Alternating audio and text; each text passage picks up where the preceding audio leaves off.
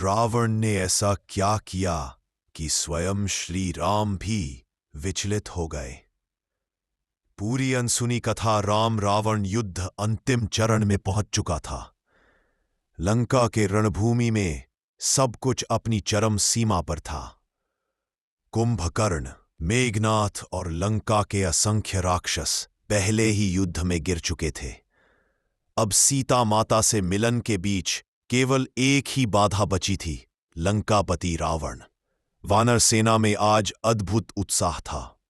सबको लग रहा था कि विजय आज निश्चित है, लेकिन कोई नहीं जानता था कि आज की शाम उनकी उम्मीदों को चूर कर देगी। जैसे ही रावण युद्धभूमि में उतरा, वह किसी साधारण योद्धा की तरह नहीं, बल्कि प्रचंड अग्नि की भांति गरजा। उसकी गर्जना से पूरा पर्वत कांप उठा। उसका रूप इतना भयावह था कि उसकी आंखों में देखकर साहसी योद्धाओं के भी हृदय कांप उठे। रावण जहां जाता, मृत्यु वहीं नृत्य करती दिखती। सुग्रीव, अंगद, नल, नील, कोई भी उसके सामने टिक नहीं पाया।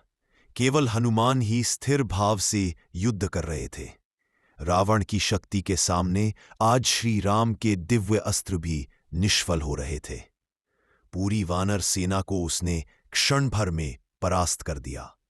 सूर्यास्त तक रणभूमि के दृश्य ने सभी का मनोबल तोड़ दिया। रात को जब सब शिविर लौटे, श्री राम एक शिला पर निशब्द बैठे रहे। चेहरा वीरान, हृदय असहाय, आंखें बोझिल।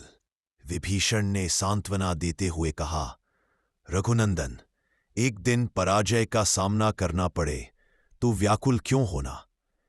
लेकिन राम के मन का भारीपन नहीं घटा। उनकी आंखों से आंसू बह निकले। संपूर्ण सेना स्तब्ध रह गई, क्योंकि ये वही राम थे जो हर परिस्थिति में अडिग रहते थे। जामवंत ने विनम्र स्वर में पूछा, प्रभु, आज ऐसी क्या घटना हुई कि आपके हृदय में भय उत्पन्न हो गया। राम ने उत्तर दिया, आज युद्ध में रावण अकेला नहीं लड़ रहा था। मैंने स्वयं देखा, देवी आदिशक्ति उसे अपनी गोद में लेकर युद्ध कर रही थीं। यदि मां दुर्गा अधर्म के पक्ष में खड़ी हो तो हम विजय कैसे प्राप्त करेंगे। सभी योद्धा स्तब्ध हो गए। तब जामवंत बोले,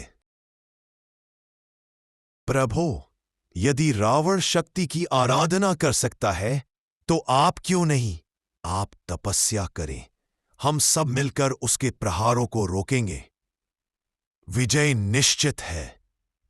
जामवंत के शब्दों ने सेना में फिर से उत्साह भर दिया।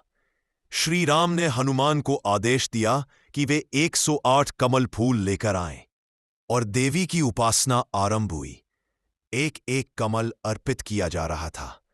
जब अंतिम फूल चढ़ाने का समय आया, वह कमल कहीं दिखाई नहीं दिया। यह देवी की परीक्षा थी। तोड़े बिना फूल पाने का कोई उपाय नहीं था।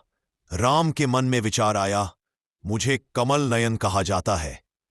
यदि कमल नहीं तो ये नेत्र ही देवी को अर्पित कर दूं।